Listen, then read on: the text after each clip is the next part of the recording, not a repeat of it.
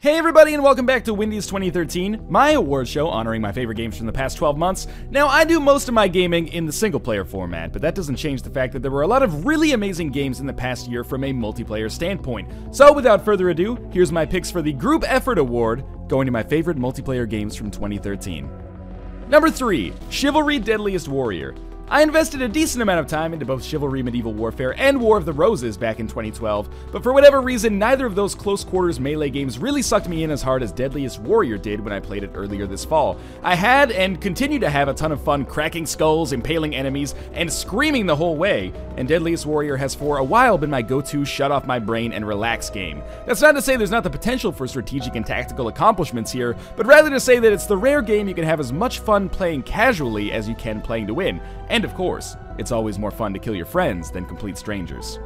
Number 2, Splinter Cell Blacklist. Spies vs. Mercs isn't the first example of asymmetrical multiplayer gameplay, but the return of the mode in Blacklist proved that it's still amongst the best. I admittedly wasn't a huge fan of the more modernized Blacklist mode, which added in all sorts of gadgets like quadcopters and suits with the power to go invisible, but Spies vs. Mercs Classic gave me a ton of fun and satisfied me in a way that went beyond mere nostalgia. The only real knock I have about the game is that Uplay's connectivity can sometimes make it a hassle to connect to your friends, but assuming you have a partner or two you can trust, Splinter Cell Blacklist multiplayer is a real-time sync unlike almost anything on the market today. Number 1, Speedrunners.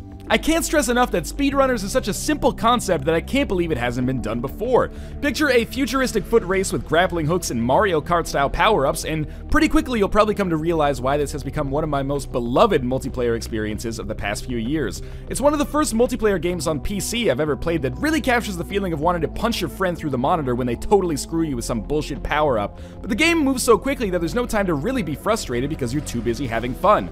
Speedrunners is not yet perfect, but it's a very elegant concept executed well enough to invest dozens of hours into it even in its early state. Hello, this is J Smith OTI, and my choice for Multiplayer Game of the Year goes to Spy Party. Developed by Chris Hecker, Spy Party gives the player a deep, intense, and sometimes even comedic game that will keep you and your friends stuck in an endless loop of begging for just one more round. Well, there you have my picks for best multiplayer games of 2013. Let me know what you think and what your picks are in the comments below, and of course, stick around here for more Windies 2013.